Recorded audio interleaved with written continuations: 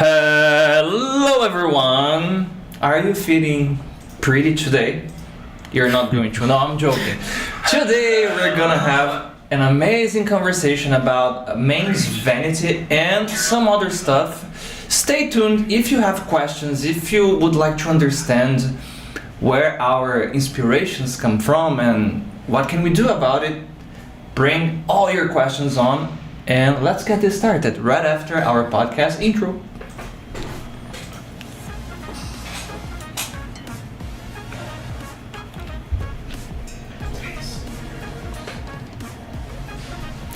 Hello Matheus, welcome man. Hello Mike, how are you doing? I'm a little bit worried because we will have to make a great effort not to get sidetracked today. Yeah. But if we get sidetracked inside the conversation, it's not a problem. Okay? I'll try my best, Okay, me too man. I'll try to help you. We have just to remember not to mention that word with that letter, remember? Mm-hmm. Because we will get... I'll probably dissociate a little bit. Yeah, okay. So before we start, Matheus, please introduce yourself. Hey guys, I'm Matheus. Have not much to add to it. I'm a teacher. I'm a teacher here at times. I recently started, and well, basically that's it. Okay. And guys, if you're looking for beauty tips, go somewhere else. Okay, let's just start with the teacher thing. Something that I guess this is part of the bingo.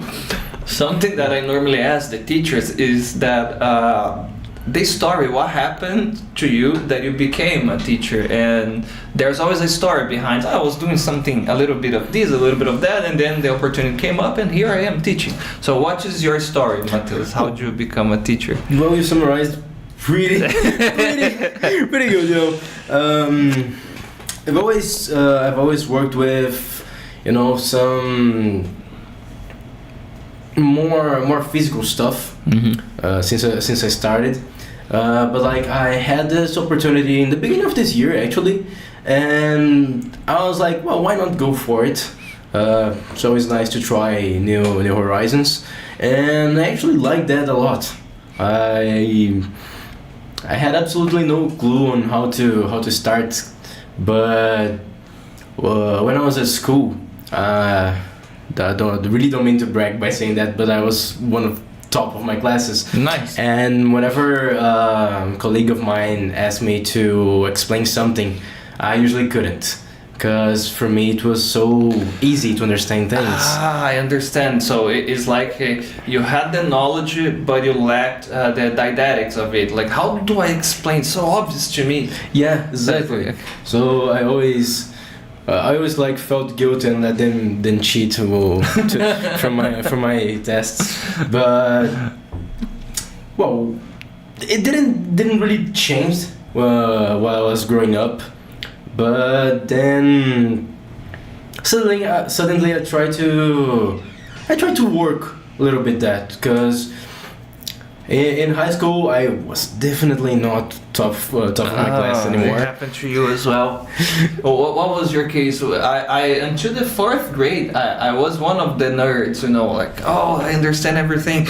Then they had the amazing idea to mix numbers with letters. Yeah, that was it for me, man. Downhill. I think mine was when I started to see chemistry. Okay. I hate chemistry, like to the root of my soul. I will hate chemistry to the day I die. But I think it was the first year of high school, and like I wasn't catching up to the subjects anymore. So I feel like I actually dropped school for a year.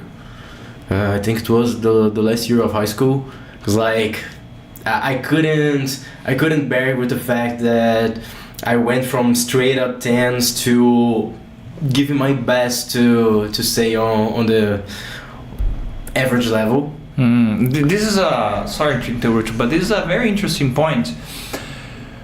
Do you think schools we have here they are just following a curriculum and I have to teach this stuff, and they don't motivate students anymore. They don't make people like, oh, I would love to learn this. This is cool. I'm gonna use. I don't know.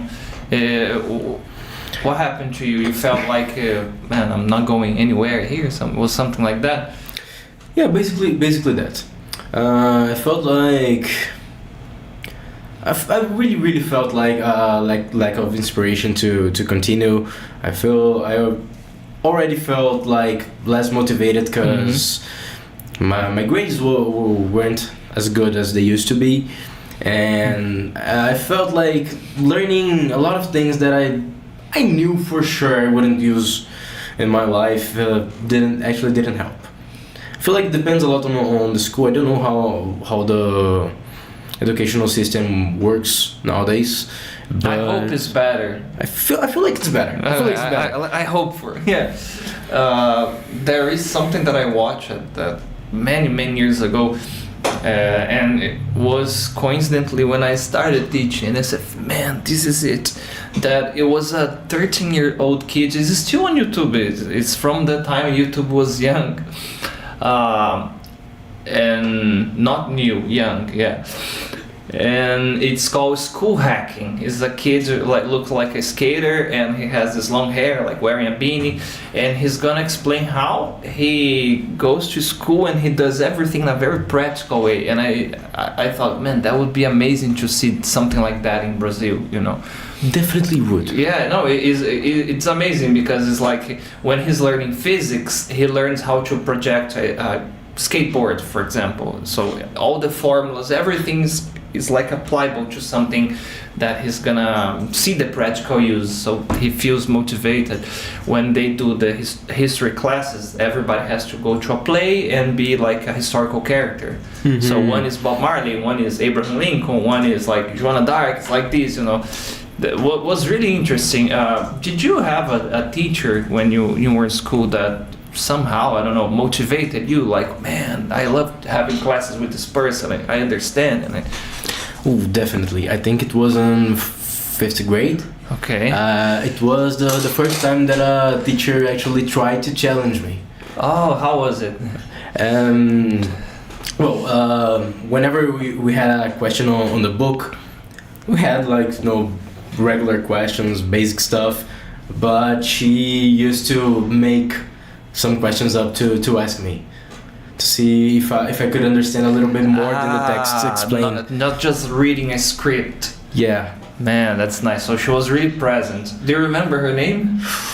I think it was Elaine, okay. I will always be thankful for you, Dona Terezinha, because you inspired me to read. Yeah, there was this amazing teacher. She had like a lot of bookshelves at the back of the classroom, and she kind of incentivized us, get a book to read, something like this, you know. So something that normally happens, Matheus, we are never the same person after we start teaching. We kind of acquire the taste of it. Has anything changed for you, man, after you started? Definitely. I feel like what the kick started for me to actually start acquiring the thirst for teaching was, I don't remember actually the subject, but I saw a guy explaining something on YouTube, and I looked at him and I was like, he's explaining it to me like I was a freaking 5 years old. That's what I need. That's my motivation. Yeah. Explain something to me like I was dumb. that kind of messed up with my head, because I was like, he's not treating me like I'm an adult. Well, was it a guitar lesson? No, it wasn't. Okay. It wasn't. Okay. I don't remember the subject clearly, but I think it was something related to psychology. Oh, cool. I was just curious and checking random stuff out of YouTube, and I felt like that hit a click on my head, and I was like, oh, that's how I do it. I need to find something that someone can relate to when I'm teaching. Yeah, it makes total sense. I need to find something that motivates the person more than the subject I'm supposed to teach. Yeah, and this is everything, because sometimes, For example, we have a lot of students from the IT area, students that are from, I don't know, flight attendants too, or pilots, or people from that work with health and this type of stuff. They have like this crazy routine, and English for them, for a lot of those students, is not something they have a passion. Oh my God, I love languages, I love English. No, it's just a tool. Like I need this because of my career and that.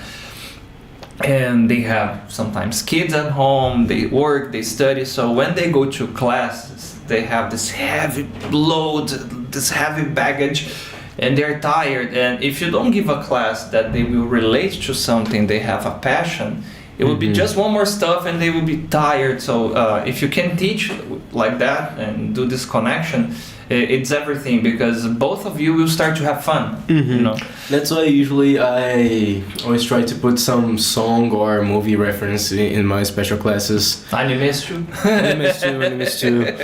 And so sorry about that, Douglas, but I always try to relate my specials to some song or to some movie or cartoon that I like.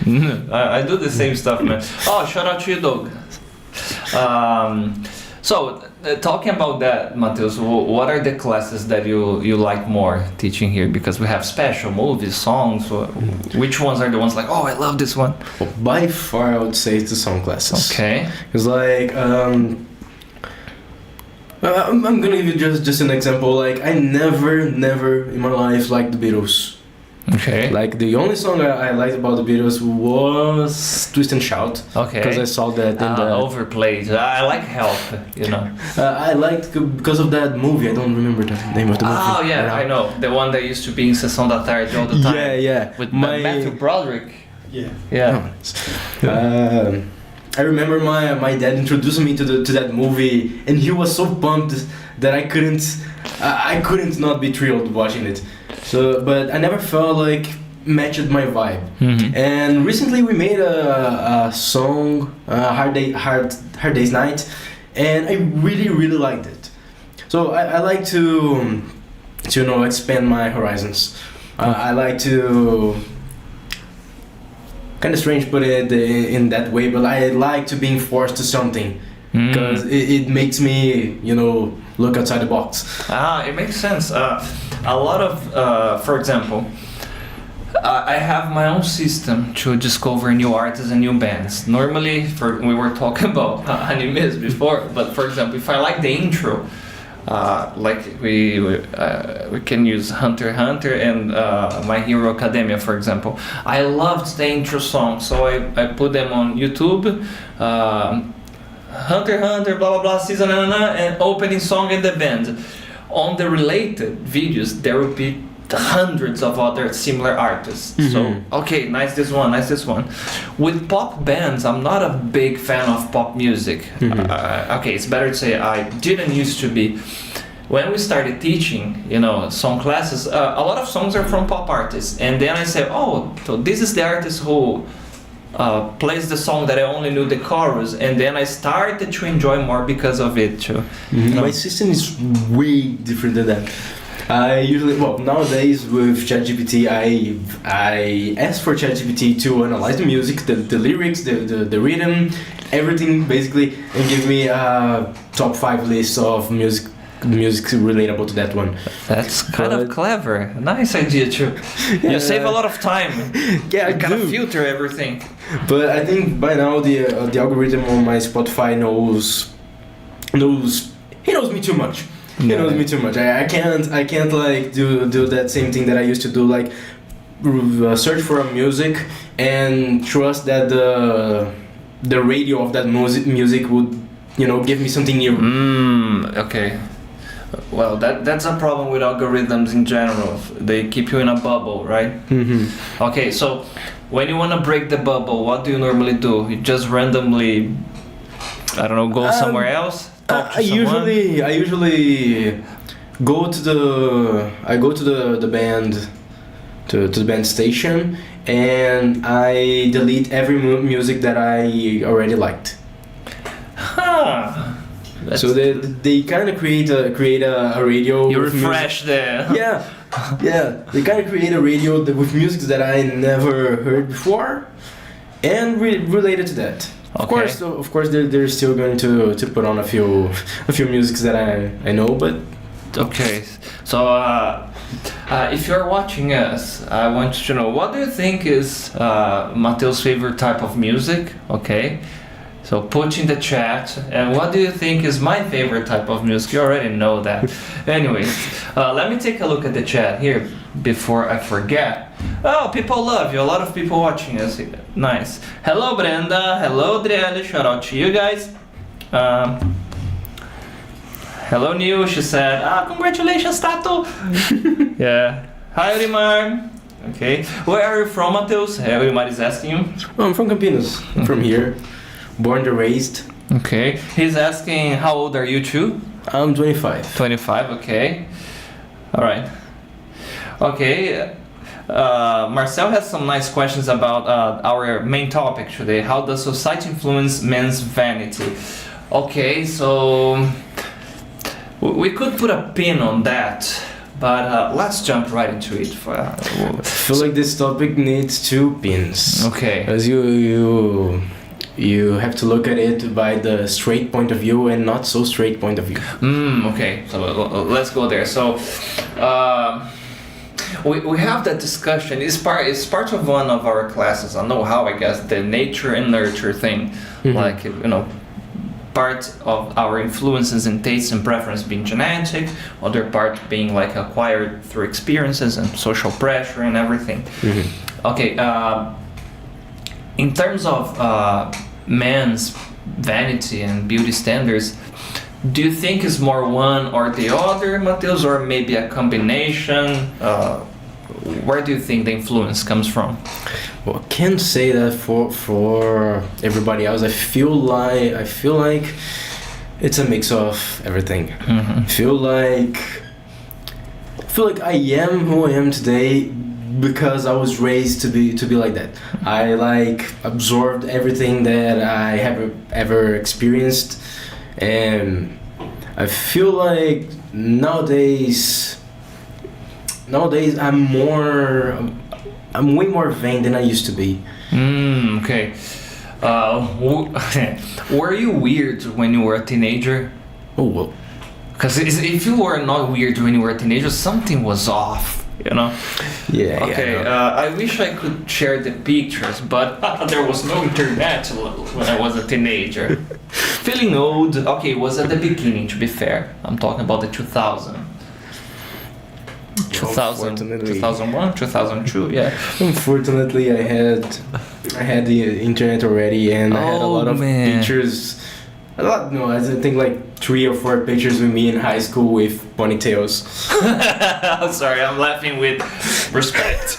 My version, I had like half of my hair was kind of copper, not even red, because I had dyed my hair really blonde. And then I decided to go like, now I'm a goth. And I did the bluish dark black hair.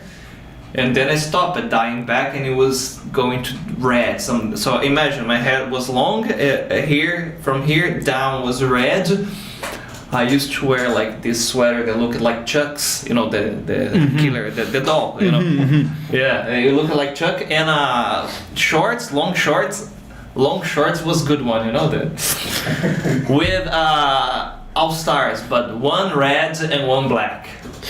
Nice. So yes, I walked around like a rodeo clown. Yeehaw! It was like that. If I had to describe with just It's not a competition, okay, man. But if I had to describe with just one word, I would say freak. Okay. But like in a good way, Yeah, definitely. And I don't know. It was like a magnet, because all my friends were weirdos. There is a movie, a comedy trash movie called Grotesque, I guess, or Freak Show, like something like that. It's like a comedy trash movie. Me and my friends, we felt like that because there was like this very tall guy that was very introverted, but he was a beast playing football. There was this other guy with a like a black power but red, and he had a club. Yeah, it was really like, what the fuck is that? It's like the X-Men.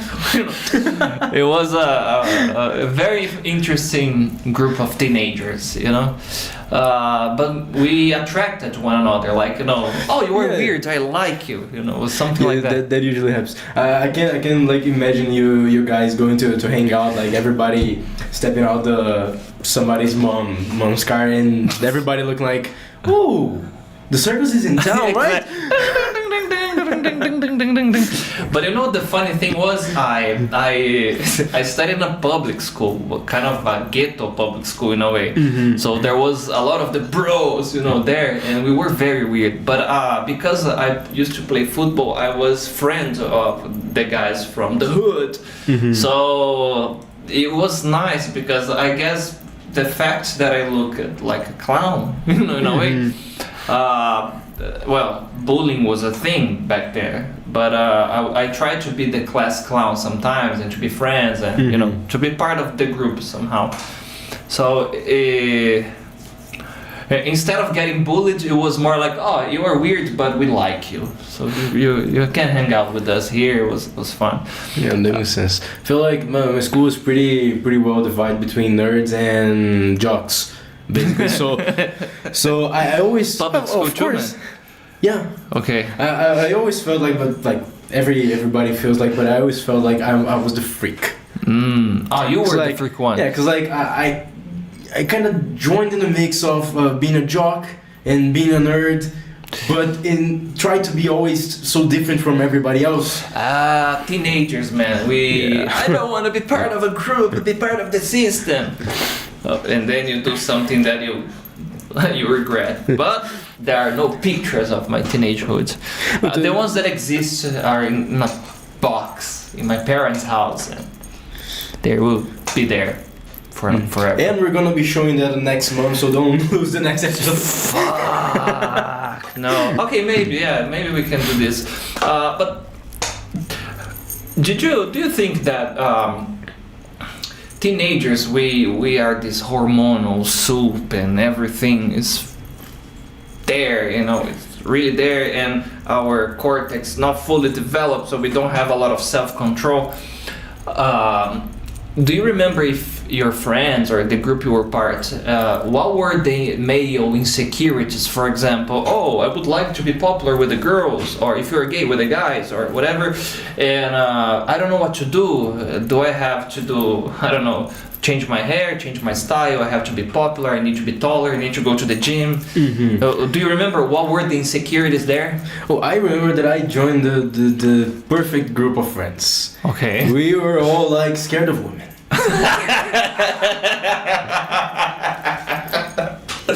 No, I can't relate. Whenever I was not scared, it was more like worshipping, but at the same time it was like worship Superman. Not that I was Superman, but you will understand. Worshipping kryptonite. Mm-hmm. Like, oh my god, what is that? What is that? I don't know what to do with that. It's better if I stay away. Yeah, it was something like that. Whenever we were hanging out with different guys, and the subject went to, I'm so into someone, I have a crush on someone. Go there and talk to her. It works for me, Harry Cavill. Yeah, it was like a step lower actually. Like, just go there and talk to her. Okay, how do I talk? And the other, how do I move to another direction? Like most of our sentences were basically references to something that was really nerdish.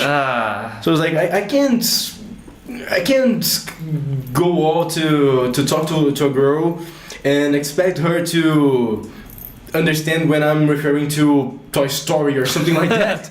Oh, yeah.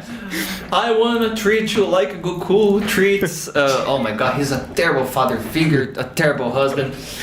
I wanna protect you like Vegeta protected Bulma from Bills, and the girl's like, the hell you're talking about?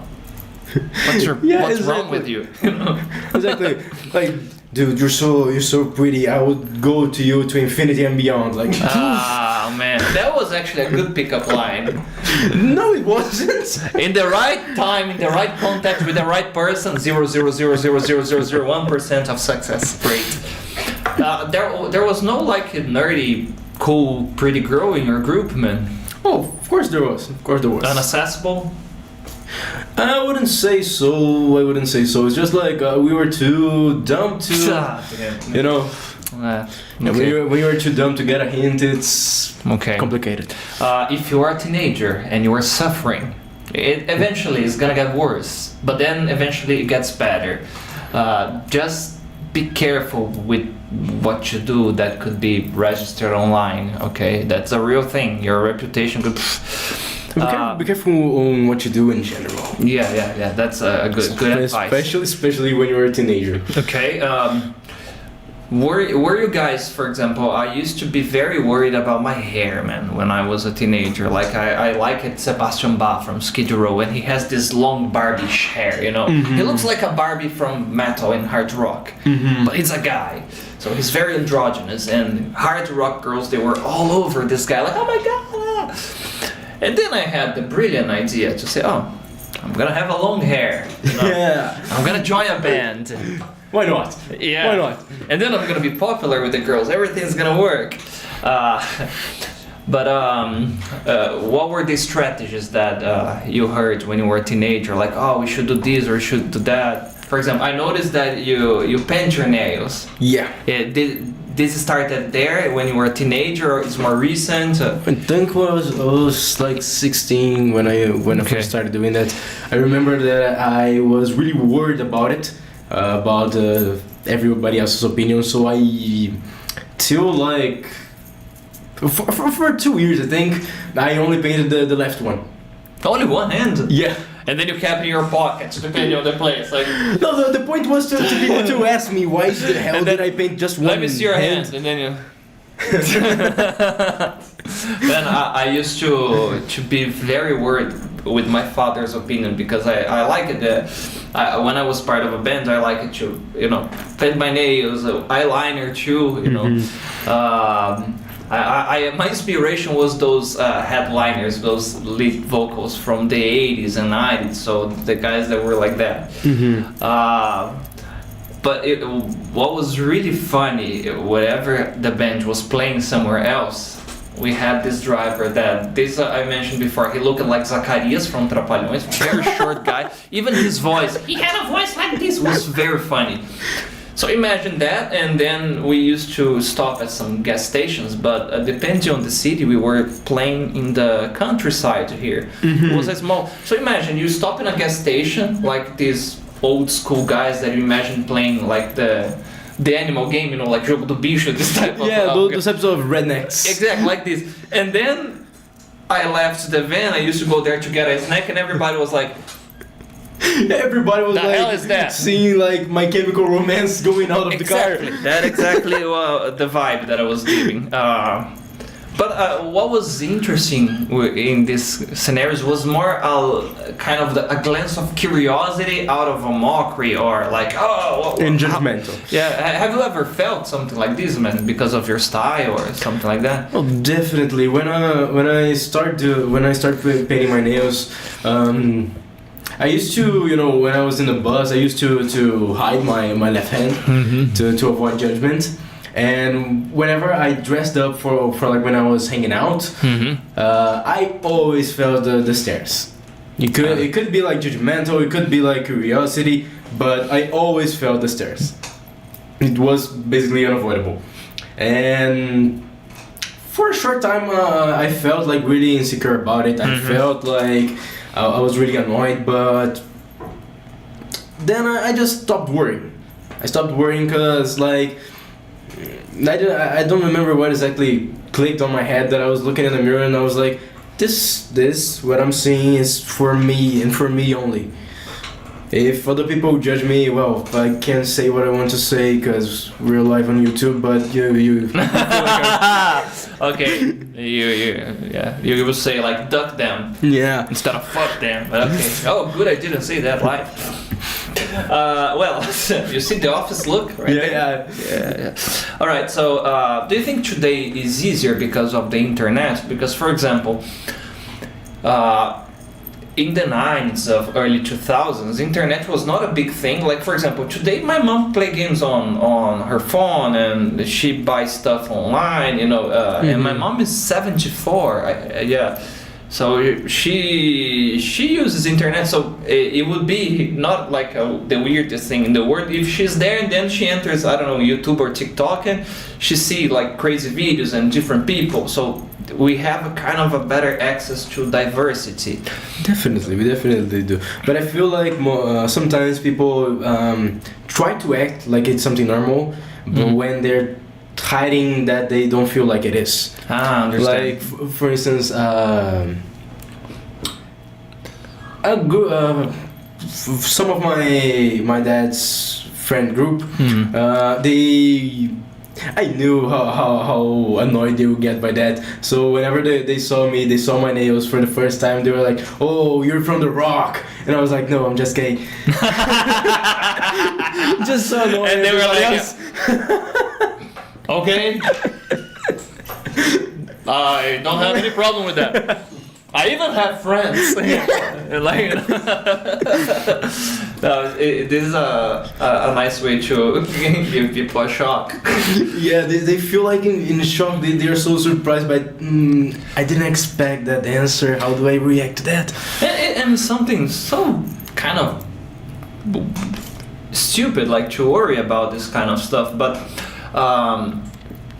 now we can break the mystery here. Okay. Where do you get your inspiration, man, from your style? Is like animes, or is it like a music style? Was it a movie? Like when you decided, oh, I'm gonna have this hairstyle, I'm gonna dress like this, or was just random stuff piled up in? Well, basically random stuff piled in. I feel like I never got the chance to let my hair grow until I was 13, because my mom always she scheduled a haircut and I didn't have a choice. Did you have that bowl haircut as well? Oh yeah. Boy, who never? I hate it because when I used to go to the place, my mom used to say, surfer. And I imagine surfer is like a cool hairstyle. Imagine it was like the bowl haircut. What the hell they call it surfer? Yeah, there's definitely Biggest no surfers clickbait with that. of my childhood. Yeah. When she finally let me grow my hair, I think I let it grow like to the shoulder, something like that, maybe a little bit longer. Don't really remember. I remember that I did the very stupidest thing that at my first heartbreak with 15 years old, I cut it down. I cut it off. You had a lot of Fabian moments. Yes, it did. I felt so freaking ridiculous after that. I let it grow again. You didn't have a badass face with your hair shaved. Nope. Oh, I shaved my hair recently. You can watch a few months ago. The light here, like. Do you have any inspirations from any rock bands or artists? Like, oh my god, for me I always say this: bingo, Conan and Rambo. I wanted to be strong, and I like the idea of having a long hair because of these two characters. Was there anyone who inspired you? No. I feel like not exactly a band, but I did took very actually almost all my references from any character played by Johnny Depp. Okay, I can see.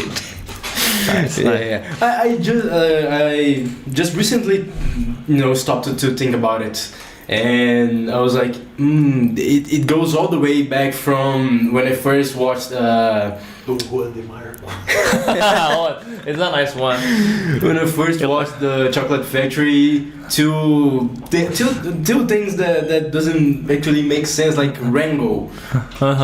He is very charismatic. I was listening to something on, I guess it was YouTube Music, I don't know, and then it started this ad that is like a guitar playing, the guitar sound, no, it's intoxicating. And that's Johnny Bad, and then like Sauvage, new perfume. I want to smell this perfume.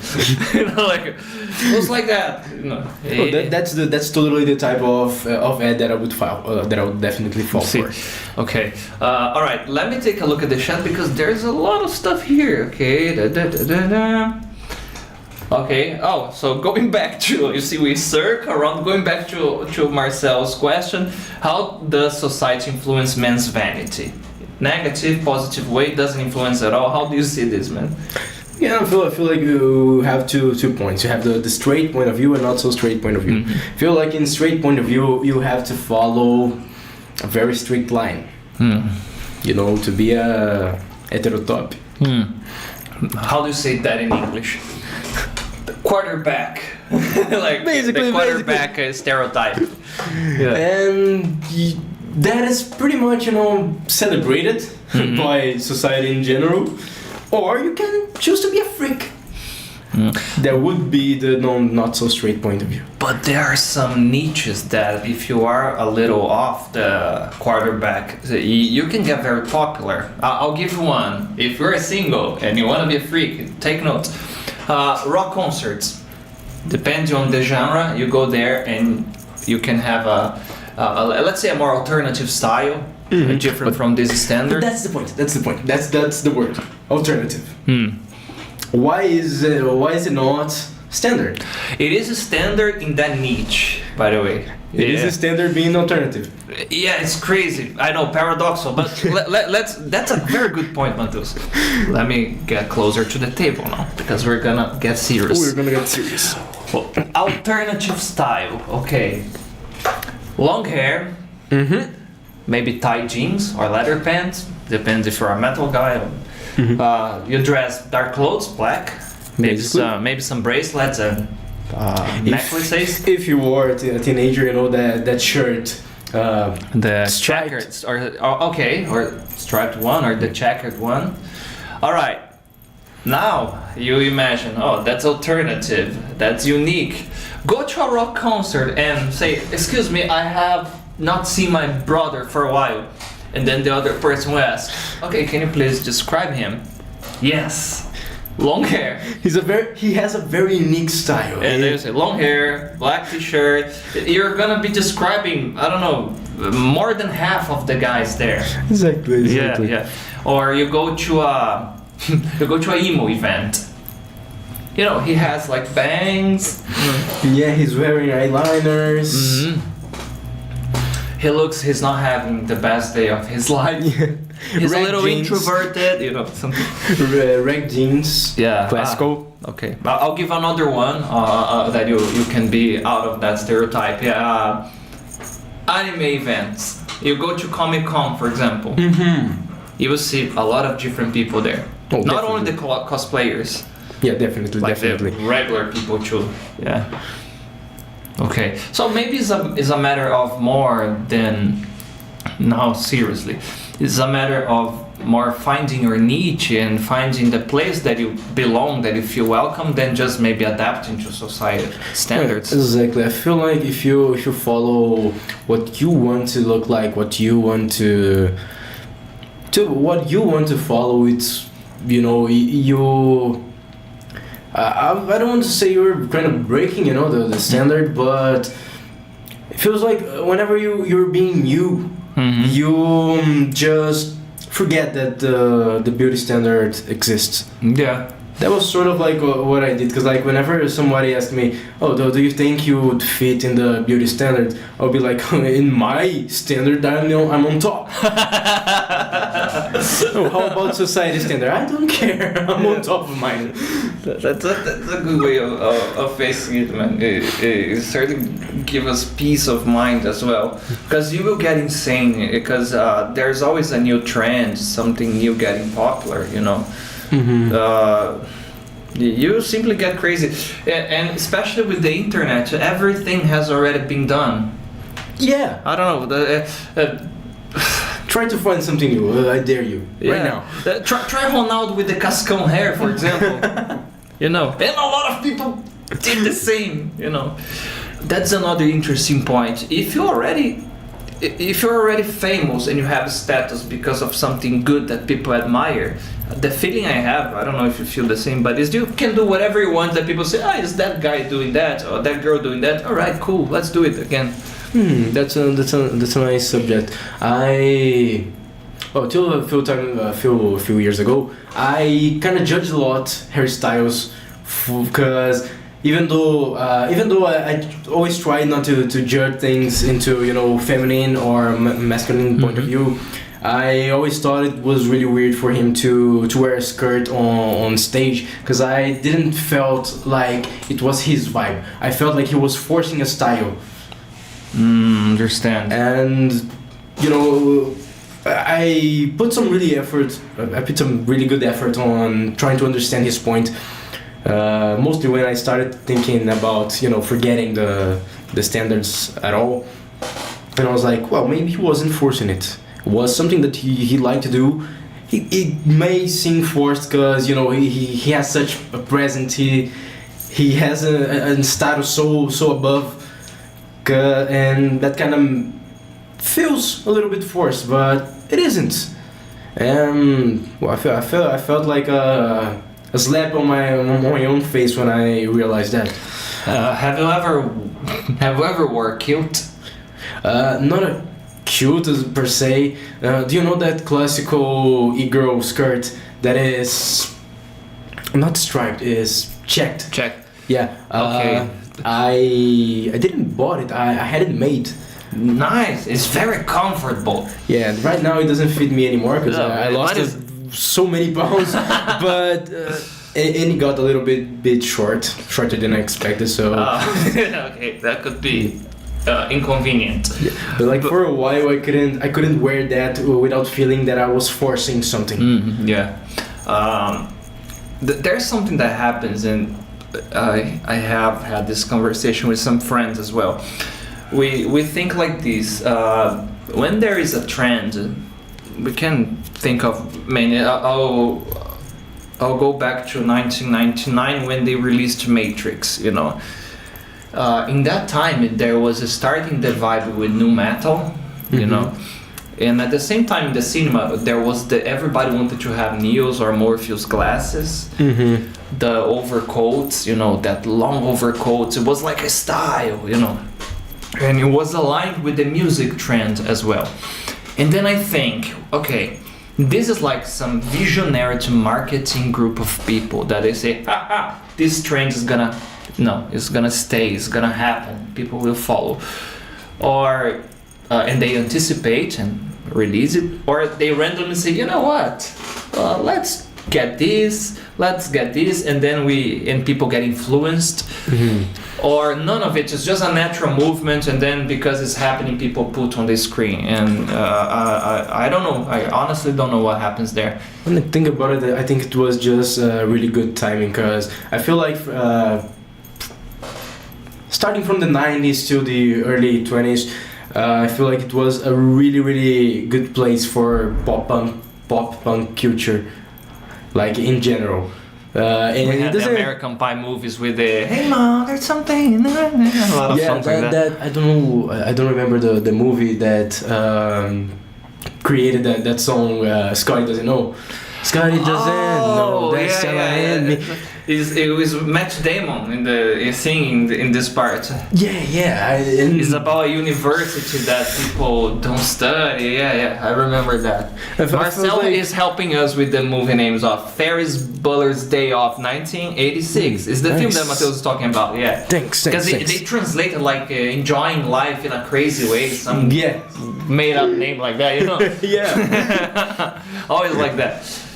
So if you remember this, Marcel, look for us. Scotty Doesn't Know original movie is something, because I think it was from Eurotrip. Could be. Very maybe. Could be. I just remember Matt Damon from that. Yeah. But it was a nice time. So okay. I feel like the movie industry jumping onto to the music teams, it's really big, because we had this whole this punk culture, growing and growing, and then you take like the first Transformers movie, even the first part of the Caribbean doesn't have like anything related to it, but you can dig into the pirate style in general. And then you see fashion everywhere using things like that and stuff like that. Yeah. It's all about making money out of it, huh? Okay. Well, let me read the other questions here. Hello, Sandra. Hi, Deli. Michelle is saying, congratulations to you. Okay. If you were extremely famous, Matheus, and you could start a new trend, what would it be? I had this vision for a long time, but you right now... had this vision for a long time? Yeah. Okay. But since I was a teenager, actually. But I feel like nowadays, it couldn't get there because it's almost there. That when I was a teenager, I was obsessed with having a mullet. And I discovered that music from Billy Ray Cyrus. I want my mullet back. I was obsessed with that music. And I was like, when I grow up, if I became really, really famous, I'm going to bring mullet back. That is my goal. Now that you mention, you have like a Morgan Wallen, the country singer going. Nice. It wasn't really the vibe when I cut it down, but I liked it. Yeah, I have had many different types of hairstyles. Have you ever had one besides the one you shaved that it was awesome in somebody else, but when you try to pull it off, you say, oh my god, no, this one is not for me? Yeah, toupee doesn't fit me.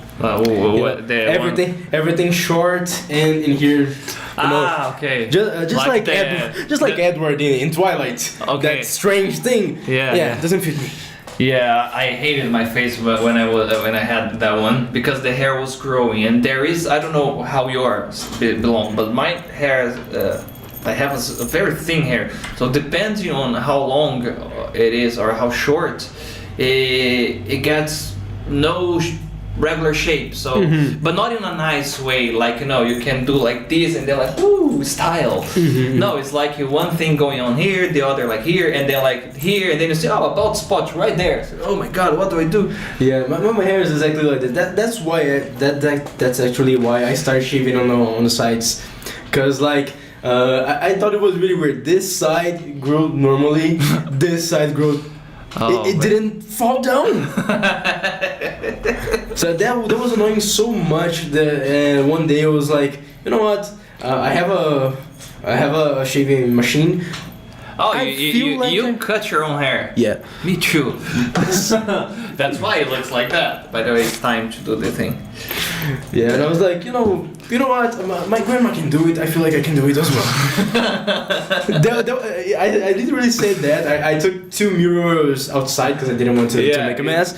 And I tried like my first mullet at 19, I think. It was nice. It got better, of course, with experience, with time, but it was really nice. So I never let anyone cut my hair besides me. Okay. One thing that we were chatting before, and we can bring this up now. Not Tenacious D, but it's amazing. Watch the movie if you haven't. Please. But is a lot of male beauty or appearance inspiration comes from heroes, from pop culture in general, like the books, the mangas, the animes, the stuff that we watch, do you think there is a limit here that we should be aware? Or, for example, I was a kid watching Conan, and I said, I want to look like that when I grow up. I never grew up to be like that. So unfortunately, But okay, I cope. We can't grow up to be our heroes. Yeah, but we have to. So where is the limit? Like, okay, this is nice, it's productive. Oh, this is harmful. Don't go there. I feel like if you are aware of your limitations, you could go to infinity and beyond. But if you just think about your inspirations, your motivations. Like think about Baki that you exemplified earlier. Nice one. Think about Baki and go like, I wanna look like that. No, you don't. Dude. Yeah, You don't. only no, impossible. Literally impossible. It's like back Omachu with the it's not a 6-pack, it's a 12-pack, or 16-pack. Yeah. But this is something that some people get it all twisted. Our heroes, our inspirations, we can face them like a psychological manifestation to incentive, like a mechanism of incentive or inhibition. This is the hero. You get inspired by his action, he's gonna look like this, he's gonna do like this. You have the whole story, And this is the villain. Don't do that! He's the villain because he does this. So it's not that it will be like that in real life. You will just aim it, Yeah, like I will never be Conan. Fortunately. I can be a mini one, a Shopee version of Conan. Yeah, like I'll never be Adam from Shumatsu no Valkyrie. Okay. Oh, that's an inspiration. Oh, that is the one that he fights Zeus. Yeah. Ah, okay. Oh, the one with the. Oh, yeah. He's nice. He's nice. The one with the knuckles, dude. Yeah. Well, what an inspiration! But like Record of Ragnarok, right? Record of Ragnarok. Okay. Streaming now on Netflix. Yeah. Pay us. Okay. But like I have the I have the I forgot the word right now, but I know that I can't look like that. That might be an inspiration, but like it's a fictional character. Mm-hmm.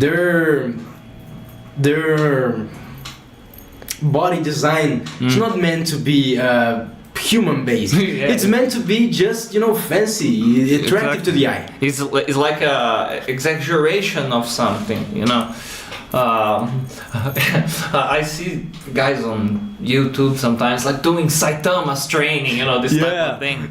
And it's an inspiration. Go there, go for it. Be healthy, be happy, but don't try to be the thing. For guys that feel insecure and unaccepted actually, what tips could you give to them, Matheus?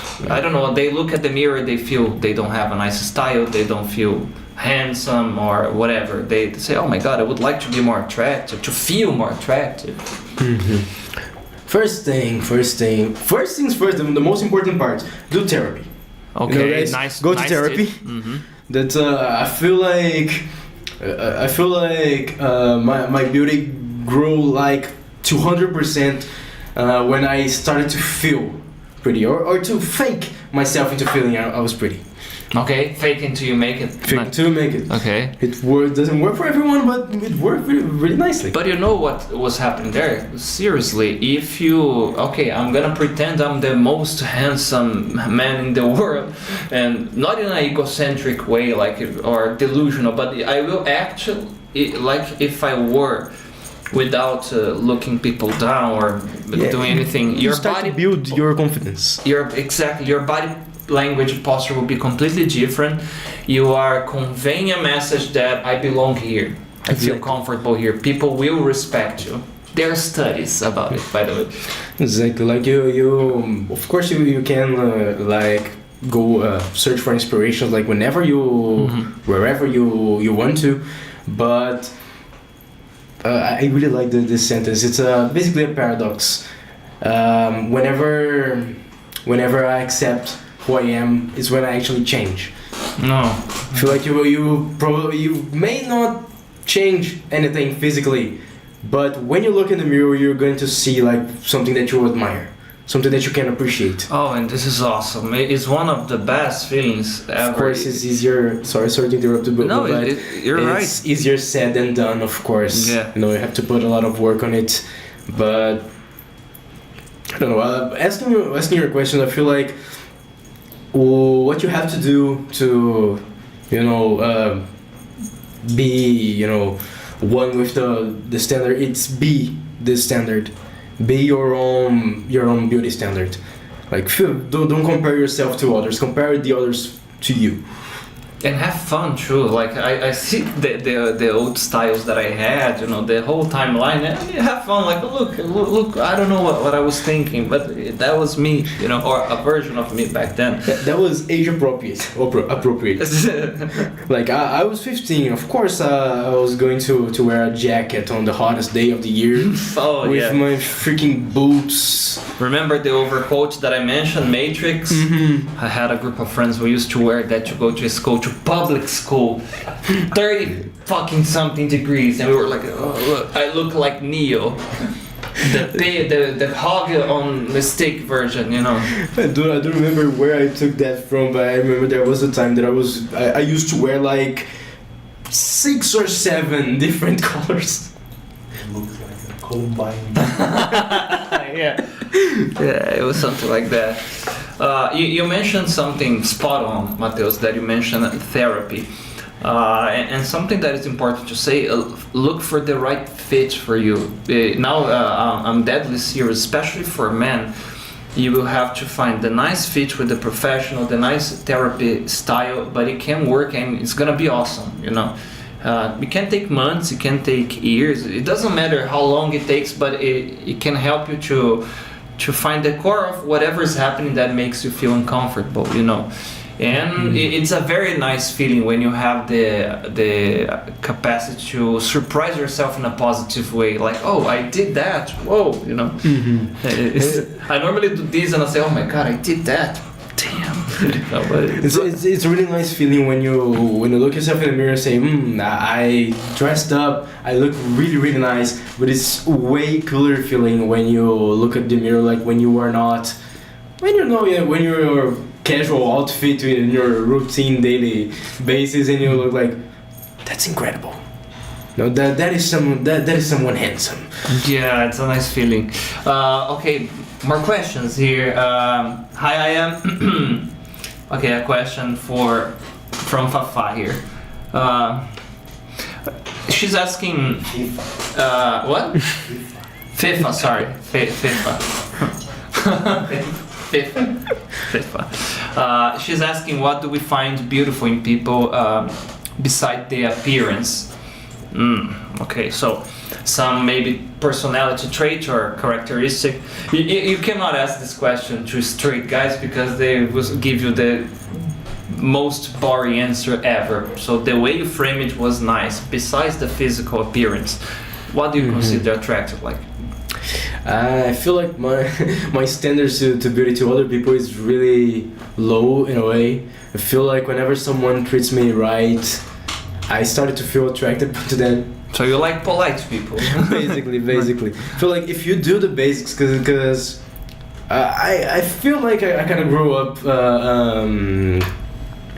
not used to the basics. I feel like whenever someone starts doing the basics, I feel like that's the most amazing thing that I've seen in my life. But nowadays, I feel like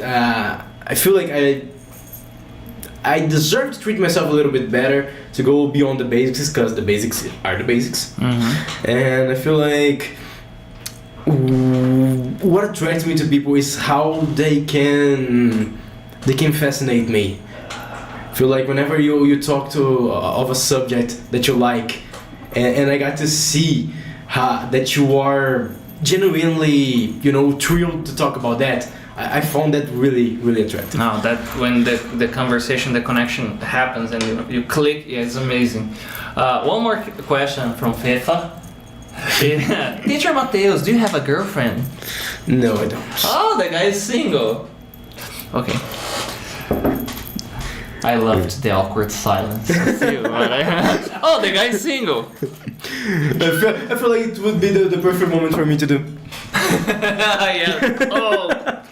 Damn it, I missed it. Damn, okay. Unfortunately, we are running out of time already. Yeah. So, we already sent a message for people who wanna, take care of themselves better. The time is yours, man. Final message to our viewers here. And thank you so much for being here, man. It was a very nice chat. We need to have another moment to talk about the nerdy stuff too. Oh yeah. I feel like we missed a lot on the nerdy stuff. Yeah. But I love to end things in the most cliche way. I love cliche. I think the world needs more cliches. Okay. But guys, if you want to feel pretty, if you want to feel handsome, if you want to feel appreciated, appreciate yourselves. Like, be yourselves. You can't be more beautiful than that. Cliche.